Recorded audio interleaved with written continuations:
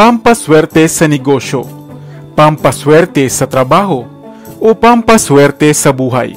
Lahat ng iyan ay naitampok na natin sa ating mga nakaraang topic. Subalit narinig mo na ba ang mga natatanging bagay na ginagamit pala bilang pampaswerte sa pangingisda? Iyan ang ating pag-uusapan. Hello, what's up? Your best here.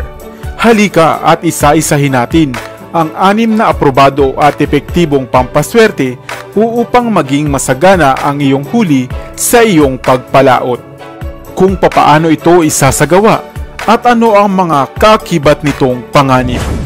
Pero bago tayo magpatuloy, kung bago ka pa lamang sa ating channel, ay huwag mong kalimutan na pindutin ang subscribe button at ang notification bell upang lagi kang updated sa aking mga bagong uploads. Kayo ba isang mangingisda o mamamayang panghuhuli lamang ng isda ang tanging ikinabubuhay? At batid ko na hindi sa lahat ng pagkakataon ay marami at nag-uumapaw nga ang inyong mga huli. At normal lamang po iyan. Subalit batid mo ba na karamihan ng mga nagmamay-ari ng mga bangkang pangisda o tinatawag na pangulong ay mayroong mga tinataglay ng mga pampaswerte, charm o mga pang-akit ng mga mauhuling isda, kung kaya naman madalas nga ay marami silang nauhuli at hindi umuuwi ng tulala. Kaya naman sa videong ito ay inisa-isa natin ang 6 na pinakamabisa at epektibong gamit at aprobadong pampaswerte para sa mga mangingisda. Number 1. Barya. Ang barya o coins ay simbolo ng kasaganaan at madalas nga itong ginagamit sa pagbibindisyon ng mga bagong kagamitan at kabilang dito ang bangka. Kung ikaw ay mayroong bagong biling bangka na nais mong gamitin sa pangingisda, ay marapat na ito ay pa-blessings mo muna o pabasbasan at hagisan nga ng maraming barya. Hindi lamang ito magdadala ng swerte, ay maaaring maglayo pa nga sa iyo sa anumang peligro. Number 2. Palaspas. Ang palaspas ay tanyag dito sa atin sa Pilipinas. Ito man ay mapadahon ng ulibo, dahon ng pitugo o dahon ng niyog. Maaari mo rin itong gamitin upang mag-akit ng maraming huli sa iyong bangkang ginagamit. Number 3. Kandila ng karo. Tuwing mahal na araw nga ay pinuprosesyon ang mga santo sa simbahan at mayroon itong mga kandilang nakatirik kasama nito. Kadalasan itong upos na o nalusaw na nga kung iyo itong makikita. Subalit, ito ay maaari mong kunin at magagamit mo pa. Ang pang-apat naman ay ang bulaklak ng tanglad. Aprobado itong mabisang panghalina, pang-akit at panggayuma. At maging sa pangisda, ito ay maaari mong magamit. Ang pinagsamang palaspas, kandila buhat sa karo, at bulaklak ng tanglad ay maaari mong ang iinsenso o isaklab sa inyong bagong biling bangkang pangisda upang magdala ito sa iyo ng maganda at maraming huli. Number 5. Puso ng saging. Opo, tama ang inyong narinig, puso ng saging. Subalit iyon lamang suhi o sumibol sa katawan mismo nito. Maaari mong kunin ang pinakadulo nitong bahagi sa mga dibinong araw at patuyuin ito at ibalot sa puting tela o kaya naman ay lagyan ng plastic at maaari mo nga itong itali sa bangka o sa inyong ginagamit na lambat. Pang-anim ay ang pinakamabisa sa lahat at ito ay ang tinatawag na tiw-tiw. Isang piraso ng baging na pawang makukuha lamang sa pusod ng ilang kabundukan. Ito ay maaari ngang binabantayan ng mga ligaw na hayop at mga espiritong nilalang. At pawang ang mga piling tao lamang ang pinagkakalooban nito.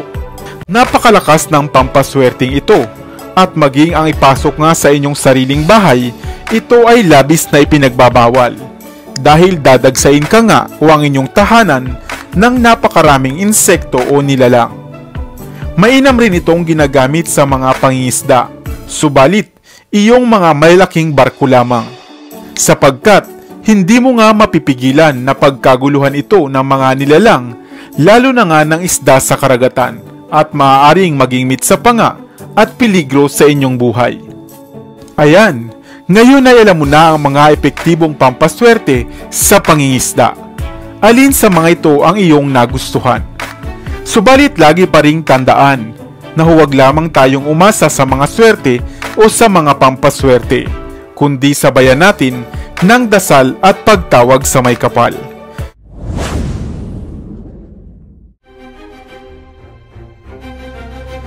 Madalas ka bang nakakakita ng gagamba?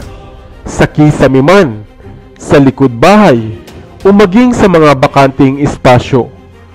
Sapagkat batin mo ba na may malalim din pala itong ibig sabihin na kaugnay ng ating pang-araw-araw na buhay? At higit nga sa lahat, napakainam din pala nitong pangpaswerte o agimat sa pangingisda kung sakaling makakuha ka o makakita ng bahay ng gagamba na mayroong nahuli o nakadikit na iba pang insekto. Hello, what's up? Your best here. Kaya naman sa videong ito ay ating talakayin ang mga kakaibang kaalaman at paniniwala pala kaugnay ng gagamba at kung papaano nga ba ito magagamit bilang pampaswerte sa pangingisda. Madalas ka na bang nakakakita ng gagamba? Malaki ba o maliit? Sapagkat bata pa lamang tayo, ay batid na nga natin na kung sakaling malaki at malawak ang sapot nito, ay tiyak ding malaki ang gagambang nagmamay-ari nito. Ang mga gagamba rin ay bahagi na ng aliwan at laruan ng mga kabataan sa probinsya. Subalit batid mo ba na hindi lamang pala basta laruan o basta insektong hayop ang mga gagambang ito? Sapagkat mayroon din pala itong mga ipinahihiwatig at malalim na kahulugan at ugnayan sa ating mga paniniwala. Ang mga gagamba o spiders ay isang uri ng arthropods na nagtataglay ng 8 binti at naglalabas ng mga kakaiba at pambihirang sapot na ginagamit nga nila sa paggawa ng web. Pang-7 nga ang gagamba sa pinakamaraming klase ng mga arachnids na mayroon sa mundo. At sa kabuuan ay mayroon ngang humigit sa 51,673 klase ng mga gagamba. Batid mo ba na ang mga gagamba ay tinuturing ding sagrado sa paniniwala ng mga Muslim? Ito ay sapagkat sa tulong raw ng sapot nito ay nakaligtas di umano si Muhammad mula sa mga Quraysh na humahabol sa kanila.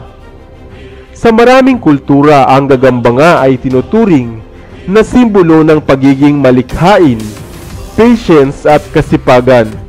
At alam mo rin ba na sa oras pala na parati kang nakakakita ng gagamba o ng sapot nito, ito ay maaaring nagpapahiwatig na ikaw ay nasa yugto ng iyong buhay na kinakailangan mong maging pulido at himaying mabuti ang bawat pagpapasya o pag-isipan ito ng mabuti.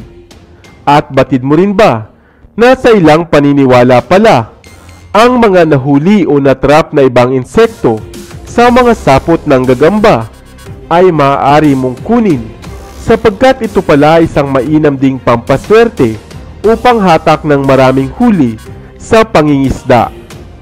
Patuyuin lamang ito at ibalot sa pulang tela at saka ipwesto o ilagay sa inyong ginagamit na bangka. Kaya naman next time na makakita ka ng bahay o sapot ng gagamba, ay dalawa lamang ang maaari nitong ibig sabihin. Una, simulan mo na ang paglilinis ng inyong bahay.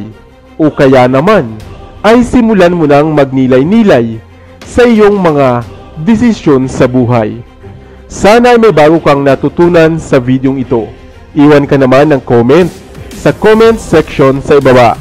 I-like at i-share mo na rin para naman sa kaalaman ng iba.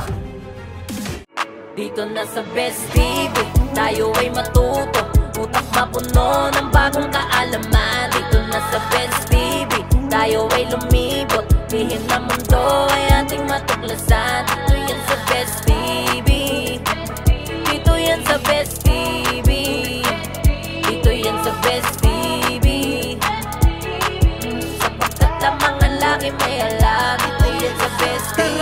sabay-sabay tayo na matuto, pagkat dito sa mundo lamang ang siyang marunong.